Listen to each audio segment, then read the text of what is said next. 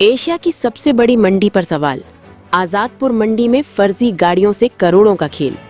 Asia की सबसे बड़ी फल और सब्जी मंडियों में से एक आजादपुर मंडी इन दिनों एक बड़े घोटाले के आरोपों को लेकर चर्चा में है। आरोप है कि यहाँ फर्जी गाड़ियों की एंट्री के जरिए लाखों नहीं बल्कि करोड़ों रुपए का खेल चल रहा है। सूत्रों के मुताबिक मंडी में ऐसी कई गाड़ियां दाखिल की जा रही हैं जिनके दस्तावेज या तो फर्जी हैं या एंट्री रिकॉर्ड में गड़बड़ी की जा रही है। इसी बहाने एंट्री फीस और दूसरे लेन देन में बड़े पैमाने पर घपला होने की बात सामने आ रही है। स्थानीय लोगों और व्यापारियों का कहना है कि ये सब लंबे समय से चल रहा है, लेकिन इस पर कोई ठोस कार्रवाई नहीं हो रही। जब इस पूरे मामले को लेकर संबंधित अधिकारियों से सवाल किए गए तो कई अधिकारी साफ जवाब देने से बचते नजर आए।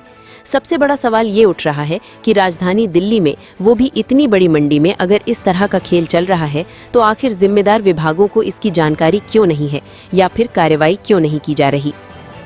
एशिया की सबसे बड़ी मंडी कहे जाने वाली मंडी आज़ादपुर मंडी में आज़ादपुर मंडी इस वक्त अवैध कब्जों, मार्केट फीस में अनियमितताओं को लेकर चर्चा में है, जिसे हमारे साथ बात करने के लिए आज इस वक्त मौजूद हैं भारतीय किसान यूनियन के अध्यक्ष, युवा मोर्चा अध्यक्ष संदीप खंडेलवाल जी। सर, क्या कहना चाहेंगे आप इस यहाँ पे किस तरह का जो है वो किस तरह के भ्रष्टाचार किए जा रहे हैं यहाँ पे कौन सा भ्रष्टाचार नहीं हो रहा। आप अगर शुरू से लेके एंड तक चलोगे, आप गार्ड से लेके और आला अधिकारी तक, तो सब भ्रष्टाचार में लिप्त है। आप मंडी के अंदर गेट से एंट्री करोगे तो गेट के अंदर सबसे पहले मिलते हैं आपको गार्ड्स। तो उसी गार्ड से अगर चालू करोगे तो वो बिना गेट पास के गाड़ियाँ छोड़ते हैं, बिना गेट पास के। यहाँ पे अवैध पार्किंग की चल रही है, अवैध टेम्पू के स्टैंड बने हुए हैं। जितनी गाड़ियाँ उनका मंथली बंधा हुआ है, कोई गेट पास नहीं करता। एक गेट पास से वो 10-10 बार अंदर आते हैं, 12 घंटे उनकी एंट्री हो जाती है। और कहीं ना कहीं जो भी ई रिक्शे वाले हैं उनका बैन है, वो भी आपको मंडी के अंदर मिल जाएंगे। एक 18,000 रुपये नौकरी करने वाला, आपको ये देखो कितनी बड़ी जगह, उसको 6 महीने सैलरी ना दी जाए तब भी वो काम करता है यहाँ आज़ादपुर मंडी के अंदर। उसके बाद आप आ जाओ अंदर, जब आओगे तो यहाँ पे जितनी गाड़ियाँ आप देखोगे, अवैध टेम्पू वाले, जो अड्डे वालों की गाड़ियाँ जिनको बोलते हैं, वो यहाँ स्टैंड बना के बैठे हुए हैं। वो यहाँ पूरे आड़तियों के लिए जगह नहीं है, लेकिन उन लोगों के लिए जगह है। उसके बाद आप सड़क पे चलने लगोगे तो सड़क पर पूरा कब्जा है। 13 नंबर में आप जाओगे, पूरा रोड कब्जा है, दोनों तरफ कब्जे है। पार्क की जितनी चारों लाइन है वो कब्जे हो रखी हैं। हरी सब्जी मंडी में जाओगे तो वहाँ गली में चलने के लिए आपको जगह नहीं मिलेगी, वो भी सारा कब्जा है। इनको सब जगह से वहाँ से पैसा आता है, वो लाखों रुपये में आता है। उसके बाद गार्ड्स जितने भी हमारे, जिनके लिए मैंने बताया आपको, वो यहाँ लाखों रुपए की चोरी कर रहे हैं। गेट पास आप देखोगे तो गेट पास नहीं करते।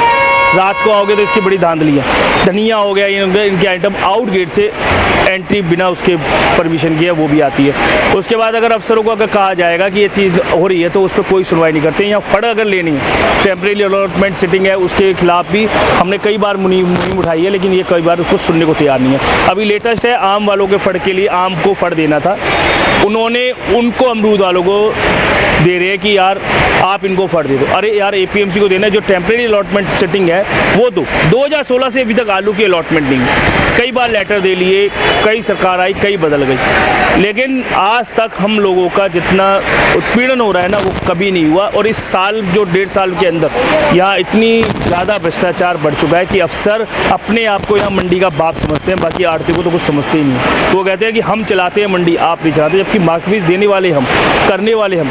अभी लेटेस्ट नवनिर्वाचित मेंबर, उसको चुना नहीं गया, अभी LG ने उसको कोई नोटिफिकेशन नहीं दिया, वो जाके डाब मंडी के अंदर पूरा कब्जा करके बैठ गया फड़ के अंदर। और डाब मंडी आप सुनोगे ना, हैरान रह जाओगे, NGT की परमिशन भी नहीं है। NGT वो पार्क है और उस पार्क को ख़त्म करके वहाँ पे फड़ बना दिए। और बताओ, प्रशासन सो रहा है, उस पर कोई कार्रवाई नहीं कर रहा। और अगर आज हम अभी कोई काम करने लगे तो हमारा चलान फट देने खींच के भेज देंगे, आपका चलान आ गया। लेकिन इन लोगों के चलान क्यों नहीं होते जब हमारे चलान होते हैं? क्या हम देश के नागरिक नहीं हैं, भारतवासी नहीं है, या वही देशवासी हो गए, या वो पैसा दे रहे हो तो इसलिए उनकी सुनेंगे? हम मार्केट फीस नहीं दे रहे, हमारे पैसे क्योंकि गवर्नमेंट को जा रहा है। टैक्स पूरा दें, काम पूरा करें। गेट पास हम सारा कर रहे हैं, टैक्स 2-2 भर रहे हैं, फर्म का टैक्स लग जाता है, पर्सनल टैक्स लग जाता है। हमें क्या सहूलियत मिल रही है? जान से मारने की धमकी आ रही है। अभी मैंने स्टिंग ऑपरेशन किया, पेटीएम में हमने दिलवाए 2,32,000, और उस पेटीएम में सरासर दिखाई दे रहा है कि वो अफसर खुलेआम पैसे ले।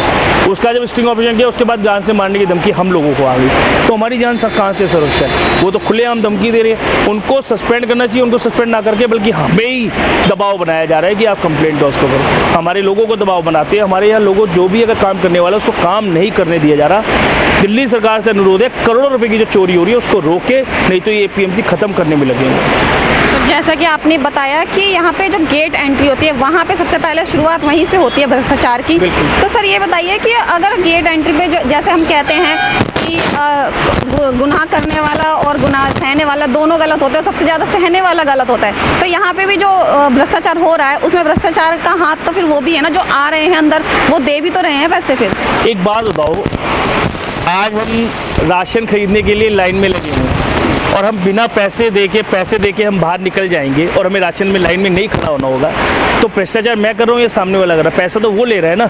और अगर पैसा वो ले रहा है तो चोर वो है, हम तो अपने टाइम की बचत कर रहे हैं। लेकिन जो मार्केट, जो राजस्व की हानि हो रही है, जो सरकार को जानी चाहिए, वो उन चोरों के पास जा रही है जो वहाँ ड्यूटी कर रहे हैं। उनको ड्यूटी का भी पैसा चाहिए, उसके बाद भी ऊपर से पैसा चाहिए। अगर आज इनकी तहकीकात कराओ, अभी हमने तहकीकात की तो एक 18,000 की नौकरी करने वाला थार लेके आ रहा है, उससे पूछो थार कहाँ से लेके आया। आज हम इतना बिजनेस कर रहे हैं, हमें थार या गाड़ी लेने के लिए 36 बार सोचना पड़ता है कि बैंक से लोन कराना पड़ेगा, और वो जाके पैसे से गाड़ी लेके आ रहा है। किसके पैसों से लेके आ रहा है? हमारे पैसों से लेके आ रहा है। तो सरकार को इनकी बल्कि चेकिंग करनी चाहिए कि ये जितने अफसरान बैठे हैं इनके पास इतना पैसा कहाँ से आया, और इनको पकड़ के ना, इनको दबा के, और यहाँ इनको अगर एक दो के थप्पड़ पड़ेंगे ना, जिस दिन CBI और एंटी करप्शन रेड पड़ेगी तो ये अपने सब बता देंगे कि हमारा दादी गौर और दादा गौर कितना पैसा चोरी किया। तो इस भ्रष्टाचार से सरकार के पास पैसा नहीं जा रहा है, इनके अपने पर्सनल अकाउंट में पैसा जा रहा है। तो दूसरे के पेटीएम में पैसा लेते हैं ये लोग। पेटीएम के हमारे पास स्क्रीनशॉट भी हैं, और इन्होंने जिन बंदों से पेटीएम लिया वो खुद कबूल कर रहे हैं जी पैसा इन्होंने लिया। हमने तो चोरी भी दिखा दी, सिद्ध भी कर दिया, सब कुछ कर दिया और ऑन रिकॉर्ड किया है, तब जाके कार्रवाई नहीं हो रही। अगर इतनी कार्रवाई अगर हम जैसे होते ना, अभी पुलिस अगर हमें चलान अगर रेड लाइट क्रॉस करते तो हमारा लाइसेंस काट देते, या अगर हम किसी को थप्पड़ मारते तो जाके थाने में जेल जाना पड़ता है। ये तो खुलेआम चोरी कर रहे हैं, इनको तो कुछ भी नहीं हो रहा, क्योंकि अफसर है।